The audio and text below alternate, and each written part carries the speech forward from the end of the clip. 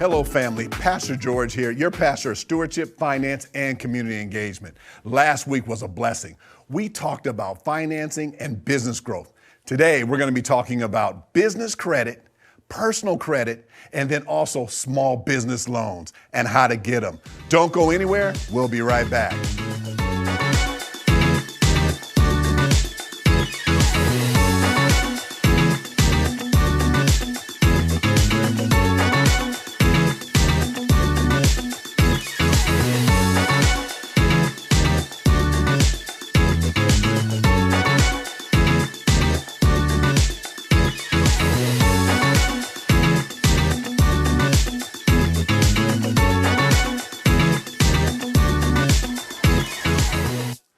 Hello, family. Pastor George here. We're back for another exciting episode of SET-4-LIFE. You guys, I told you we were going to bring somebody to help you not only build your business, but then also show you lending and also about building wealth and generational wealth for your family. So right back with us, we have Everett. How are you doing, Everett? I'm doing great. Good, Pastor George. Welcome back. Hey, we're going to get right back into this. So look, Everett, if somebody's credit score is 150, meaning, they went down, they wouldn't even take their cash no more and everything like that. Yeah. I know your credit score can't be 150 now. I already know that. I was just trying to get your attention. Doing it. But hey, can we just talk about how you build credit? Because this is asked all the time. We can start with personal credit, but then also business credit in doing this. But talk just a little bit about credit. Yeah, so and just to be clear, when you're first starting your business, it's all about personal credit. It is. Because the business is not in existence, right? Yep. Or it doesn't have a history. So it has to start with personal credit. And so the most important thing on a credit report is on-time payments. It's 35% of the credit score. And the best way to get there, at least in my opinion, is through credit cards. Now, so let me first explain how to get them and then let me explain what to do. So secured credit cards, and generally your credit unions and some of your national money center banks, your national banks, have the ability to do a secured credit card. This is where you put up, I think the minimum generally is $200, and you put it into a CD. In exchange, they give you a credit card. And that credit card will have generally a little bit lower interest rate than normal. And then you're going to use that credit card. And if anything were to happen, they're going to take the CD. So you're pledging the CD as collateral to then get that credit card. Now, a lot of people look at me and say, well, you're a lender. You're telling people to go out here and get credit. Right. So let's go through a couple basics. The first thing is in the United States, you can't be charged interest in the first 30 days. So I don't care what the interest rate says. I don't care if it says 1%, 20%, 100%. As long as you pay it off in 30 days from the date you purchase, you can't be charged interest. So don't worry about what the interest rate says. Get in the habit of paying things off. So then the next question is, okay, well, what do I use it for? And so I will generally tell you three things. Gas, because if you got a car, generally you need gas. Groceries, I'm assuming you're human and you got to eat. And then incidentals, which we would call Target or Walmart. Most people have those three things in their life. And they're budgeted things because you remember, like, you guys see how I'm letting this happen. It's usually I'm talking to people about paying. We spend so much time telling people to pay out of debt. Yep. Those are things they can have budgeted. So first we're going to have a budget, and then we're going to get the credit cards, and then we're going to get secure credit cards, and then we're going to go pay them off. That's exactly right. And we're replacing in the budget, we're replacing cash and our debit card with a credit card so that we can start building credit. Right? And this has a long-term effect. So this is a long-term thing, not necessarily a short-term. I'm going to always suggest that you get three credit cards. So again, usually one for gas, one for groceries, one for incidentals. Right. The second thing that's important on a credit report is length of time. Right. And this gets confusing to some people because they'll say, well, I have an auto loan, I have a mortgage, I got a student loan. But what you don't realize is that those things don't stay on forever. Right. They can expire. At some point, you either refinance your student loans or if you're lucky, you pay them off. At some point, you pay off the car and then you go get another one. So you kind of repeat the cycle. And then a mortgage, even though you might get it for 30 years, most mortgages are 5 to 8 years. Yeah. You refinance, you buy another house, whatever you do. And so what you're trying to do to get the maximum score is there's something called months revolving or MR, and you want to get them to 99. And so if this is generally why younger people have lower credit scores than older people, because older people have more 99s. Yeah. So like sometimes you'll be told, cut up your credit card. Don't ever do any of that, right? Oh, no. As many 99s as possible, your scores will start shooting up. So paying on time and 99s, which is linked through history, that's 65% of it. If you get those two things right, generally you're in 700s. Right. Right. And so that's why I would suggest people start. And then as you're starting to build your business, you start to take some of those same credit cards and you'll shift it into the business name. Right. It's still going to be on your personal, right? Because they're still going to look for you. You're just starting. But now as you're starting to build that business credit up, eventually you're going to get to the point where the business can hold its own. Right. It'll need tax returns. It'll need revenue. It'll need other things besides your credit. But the earlier you start, the better you end up being in terms of how you build your credit. Gotcha. I'm going to hit the other areas too, but I want to recap and go over some of this. Yep.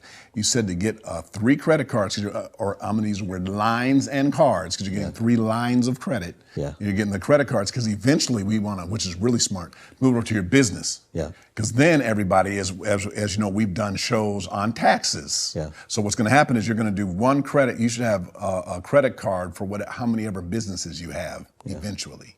Yeah. So what you do is you're going to just use that so you can keep that for your tax records. Yeah.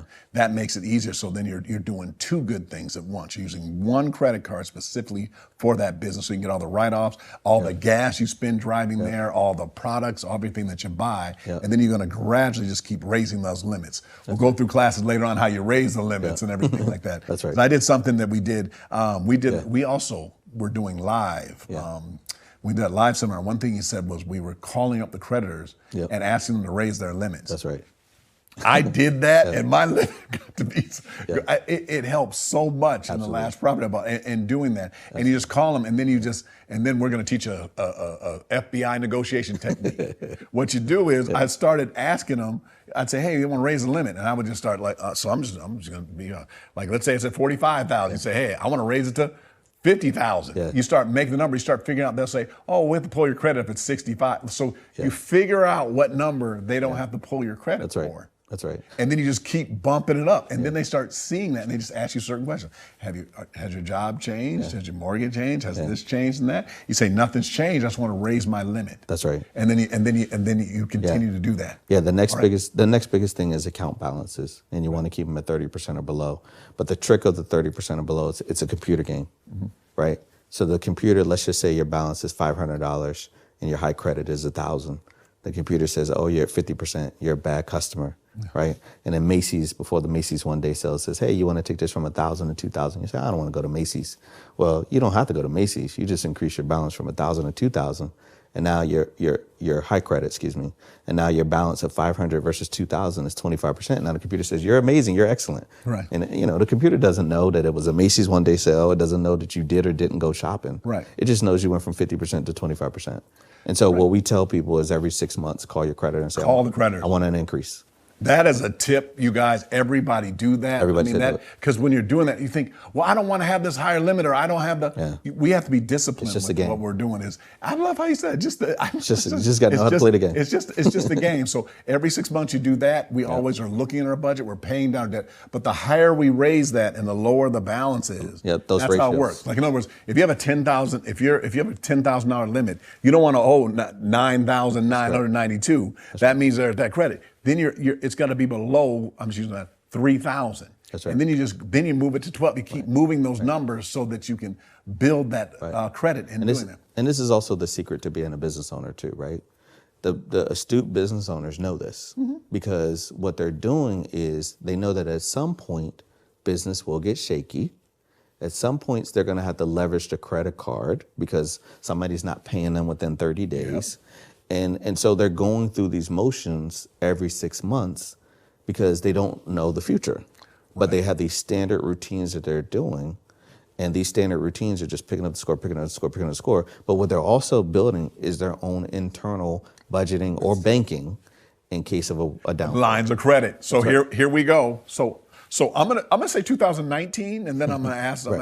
Was that when we did it, or 2018? We did it where we did the Lendistry, and then where he has a center, the nonprofit. And we'll see if we have time to. We're gonna get into that today.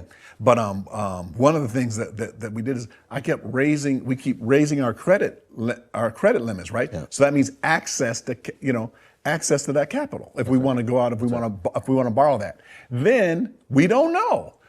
2018, right? 2019, we just keep raising. 2020, we keep raising. All of a sudden, the pandemic hits. Yeah. Everybody else doesn't have an access to cash. Yeah. We can actually go to other businesses. That's right.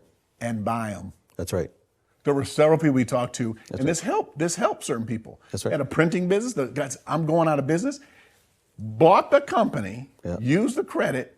I could tell. Got a PPP. I'm gonna do this for the first time. Got a PPP loan. Yeah. Paid it off. Then got it forgiven. That's right. You know, money was used to pay the employees. That's right. But it was because you planned early. Yeah. And then you got the results. Yeah. I know you might not be from Minnesota, but I'm from the Midwest. That you know what you have to do? You have to plant something. Right.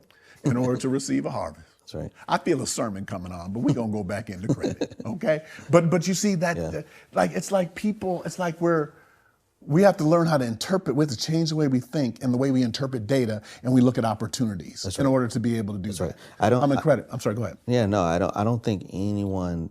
I don't know anyone coming out of the pandemic who doesn't wish they own a vending route, a FedEx route, or something like that, or right? Amazon thing. Yeah, well, I mean, Amazon is at my house. I guarantee you, they're probably there. Oh, they just drove by. The car drove by just now. Yeah, well, they're on the way to my house, just so we're clear, because they're there clearly every day. That's the route I should buy. Right. But no, I've been on I saw two trucks. Right. I've never seen two trucks at the same time. So but going back to thinking about it as a business owner, right?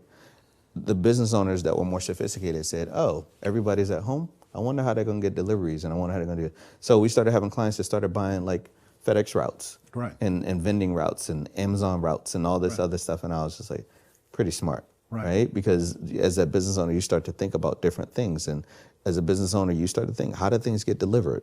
How do people get things? Because just because you're in a house, you still got to eat, right? So everyone's, business owners start to think about different things. Going back to those, credit lines and credit facilities, when somebody's down, if you got cash, seems to work.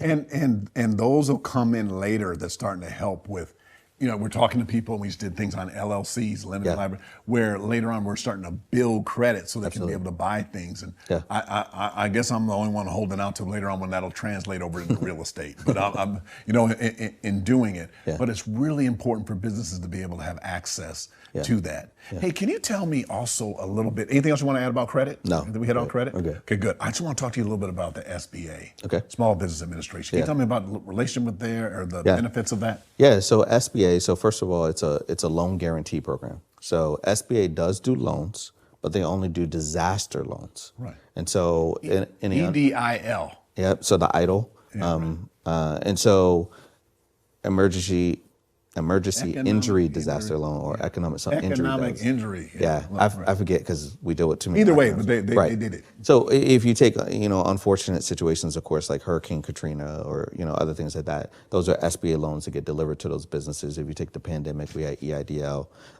But the most the biggest things that SBA does is really two things. Number one, they have an 8A certification, which maybe one day we can do a class on procurement. But the second thing is that they provide loan guarantees. And so they provide loan guarantees for loans $5 million and below. And we have a great relationship with SBA. Obviously, we were a community advantage lender, which meant we did loans in California up to $250,000.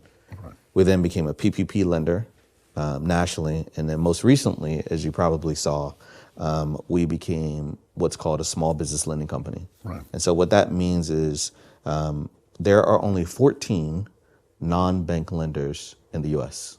14 non-bank lenders. Yeah, everybody else is a bank or credit union. So there's 14 non-bank lenders, and Lendistry became the first African-American non-bank lender to get that license. And so we got that 2 weeks ago. Wow, yeah. Okay. So it's exciting. Gotcha. So there's choice. They can go to a bank or a credit union. Yep, or Lendistry. Or Lendistry. And what's that called?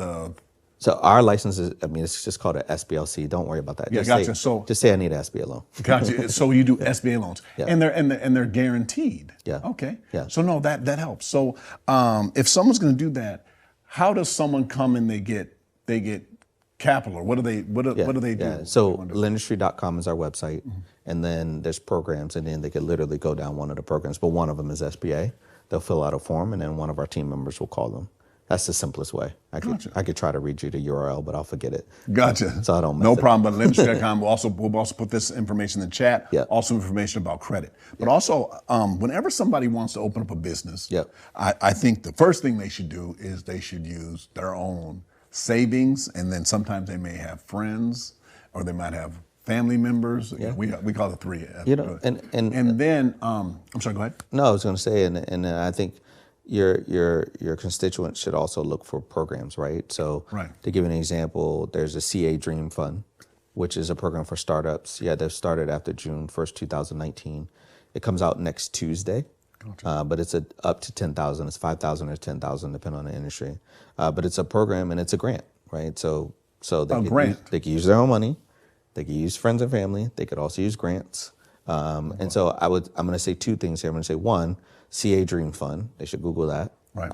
But 2, they should also be talking to their local politicians, et cetera, because there's a tremendous amount of money from the American Rescue Plan, in which money is being going to cities, counties, and states. And that money could be allocated towards startup businesses if they can get to the policymakers and make some recommendations. And that's one of the areas in our community engagement area that I also see here, where we're working with them and politicians and talking to them about economic development in the community, because they want businesses and everything, and right down the street they have a stadium, SoFi Stadium. We're in Inglewood. Everybody, if you're tuning in Inglewood, California, is that one of the things is seeing that like all the vendors are people that get to be inside. So now they want to make sure they're coming. Let's make sure everybody has equal opportunity to be able to do that. Yeah. So, but I want to go over funding sources though, real quick. Sure. See, when you bring in the heavyweights with the finance, you gotta do them. So there's obviously, you said banks. Also there's lending. Can you talk a little bit about angel investors? Or just sometimes just when people, because you hear like and there's people throw these terms around all the time. So I just want to go over that, and then also move them too, but I just wanted to talk also about venture capital. Sure. But I just want to talk about just the steps to getting financing from the steps to getting financing. Yeah. So in a previous program, we talked about when you go into the Dunkin' Donuts and you got to know that they sell donuts and coffee versus a pizza. Right. You got to think the same way when you think about angel investors. Some want to do service business, some want to do products, some want to do technology. So go into it with that mindset that just because you see the word angel investor doesn't necessarily give you the category in which they're investing in. So you got to find the right one. Mm-hmm. So you can go to Angels List, you can go to Crowdfunder and all these different ones, but look at the past investments they've made. If it's not right there on the screen that says this is what we do, look at the past investments, and the past investments will dictate to you who they're investing in, right? And it's okay if they don't invest, just go to the next one. But there's sites, again, like Angels List, et cetera, and you could just put in Google competitor Angels List and you'll see all of them. But these are opportunities for you to give up equity in the company. Right. Most of the time they do have legal agreements that can help you. Go to legal.com, LegalZoom, although I would probably say you probably should reach out to a lawyer, at least for your first couple conversations, even if you don't use the forms, just to have an understanding. But these are opportunities where you're giving up a piece of your company in exchange for someone else investing in it. Right. And generally speaking, because depending on how early you are, or because they're taking a lot of risk, they're going to want something. Right. And that something usually is equity in the company.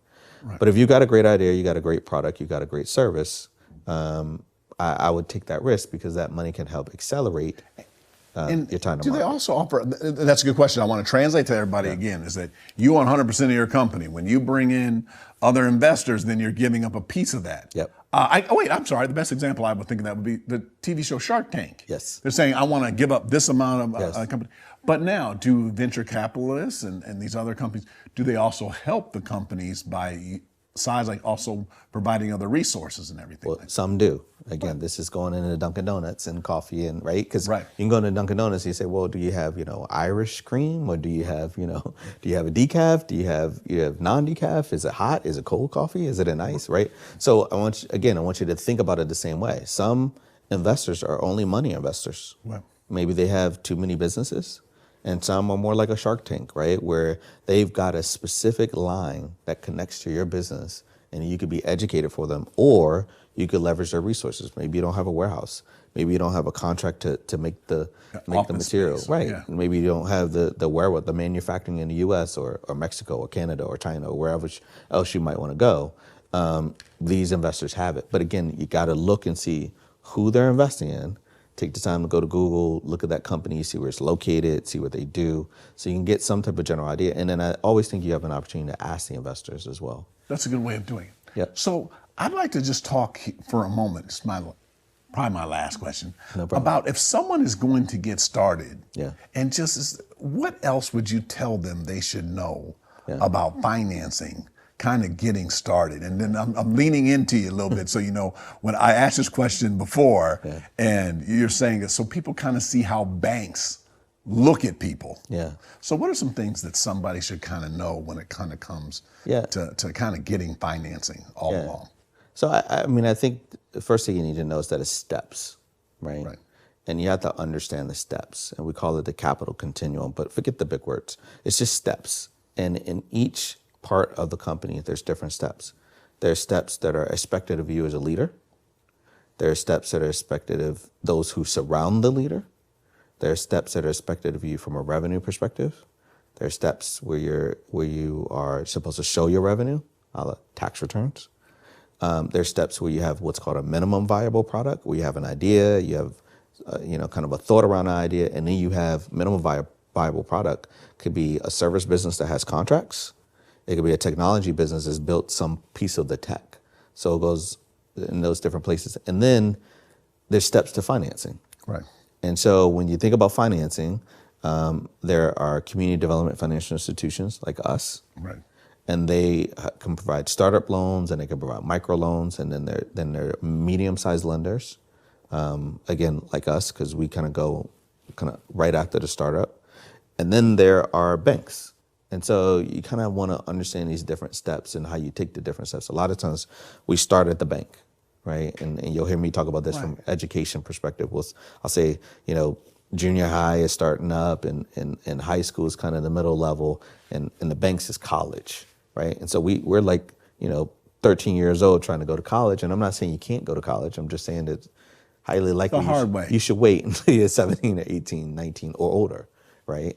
And so we make it harder on ourselves, and then you go through the mental angst of being declined and thinking people don't think you have a good idea. It's not right. You're just out of line. Yeah, you're just.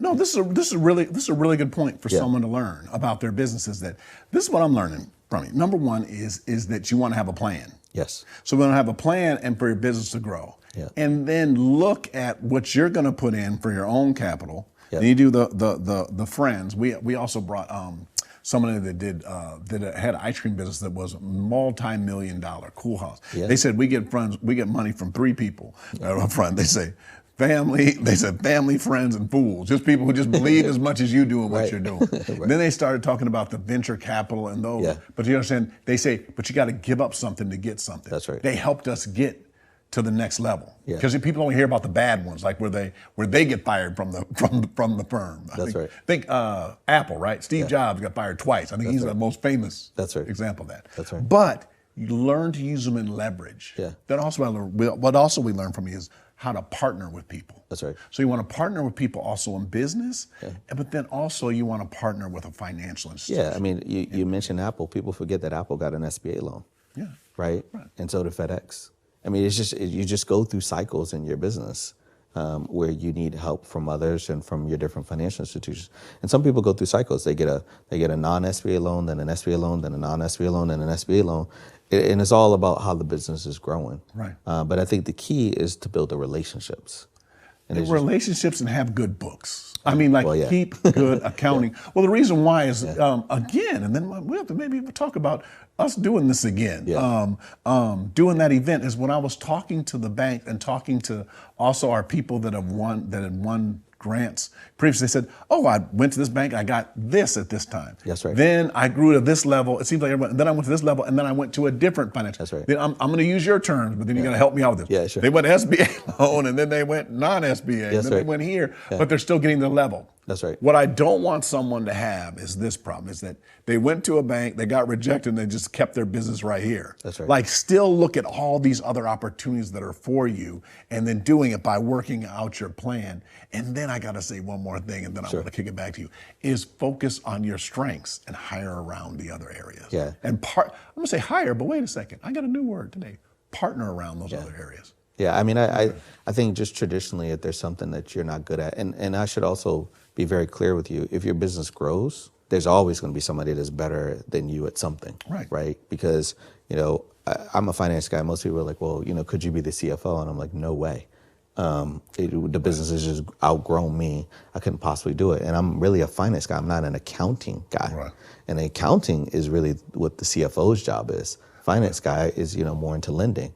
But, you want to have the partners, you want to have the board advisors, you want to have the board members who can help you. And this is what I mean by building those relationships, because some people will do it just because, I don't know if they're fools, but, they're friends, right? And some people will help you because maybe they are a little bit foolish. They are happy about your idea and different things like that. But as the business owner, what you're looking for is a consortium of individuals who can help you get to the end game. Right. And help you get the goals. And keep knocking them out and keep growing the business. That's exactly when she described. She said, "People." She goes, "There's just people that just believed in it just as much as I do, selling ice cream out of a back of a van." And she said, "Don't you have to be kind of crazy?" And I was like, "Now it's normal." Like they would say, "Sam." They said, "Then we did cookies. Then we did weddings."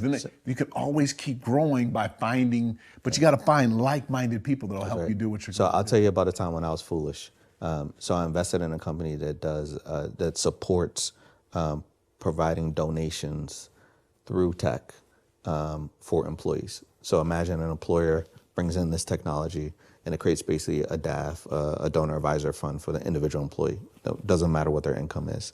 And then they can donate to their school, their HBCU, their church, all these different things, right? Right. And people say, well, he's built the tech and the team's built the tech and they're really, really great. Why did you invest in him? I said, because he told me that when he was in medical school, he was a janitor. And they said, what do you mean? I said, he was a janitor in medical school. He was cleaning desks to get to medical school. Can you imagine what that's like? Like people throwing trash over here and things are dirty. And then, he has a story one time where he looks back and the guy says, well, what are you doing? He's like, oh, I'm up here at the medical school. And the guy's like, what? You know what I mean? But my point is that if you're willing to be the janitor, I got faith in you. It's the art. And it's when I used to travel around the speaking circuit, there's different guys, and this guy's name is Phil, and he worked in pharmaceutical. He's one of the top pharmaceutical sales people. And then he said, I want to open up a McDonald's franchise. So he started, I'm going to use the term foolish, but I don't think it is. He started working at McDonald's at night. And then he started working there on the weekends instead of, because they call it Hamburger U, he started learning how the whole system works. Then he said he was up there speaking, and he said, one time friends of my kids started saying, hey, I think your dad works up there at McDonald's, stuff like that. And they would do that when he was littler. Now his kids are older, 10 years later. Now they own 7 franchises. Awesome.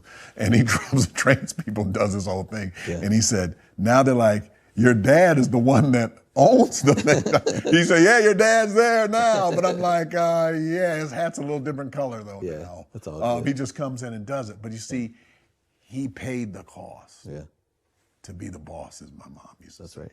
So it's like, the biggest investment somebody needs to make in business is actually in themselves and in the business and doing that. And develop relationships and partnerships. And they keep growing their knowledge. And they keep growing their business relationships as well. That's right. Thank you. Anything else you want to say? No, thanks for the opportunity to be here. Good. Hey, Everett, this won't be the last time. And then remember, we're gonna do a live event as soon as it becomes more legal in the state of California. All right. Thank you guys so much for joining us for SET-4-LIFE. Again, I always say this. Can you think of 5 people that are running a business, that are starting a business, or already running a business? And we talked about business cycles. This would be helpful for. We taught a series in the past. It was called Generational Wealth. There are 2 ways of passing generational wealth. One is knowledge, and the other one is money. We're talking about both of those tonight. Think about who you can send this to. And then I also pray that you were blessed by this. And then also, we have a playlist on YouTube and also on Facebook, or you can always go to my website at georgebthompson.com. And wait, I got a new one for you. Somebody told me that I was in Florida, I can't find you. Well, if you go type in ican'tfindgeorge.com, boom, everything just shows up. You see that? My marketing ain't going nowhere, okay? But anyway, I'm saying it now on live TV. He's coming back. We're gonna do marketing, and then we're gonna give out some grants. We'll figure it out. He said we're gonna figure it out. That wasn't a yes. But anyway, we're gonna figure that out between now and when we meet again. Again, I want you to stay blessed, family. And again, in SET-4-LIFE, we live our life by design, not by default. God bless you.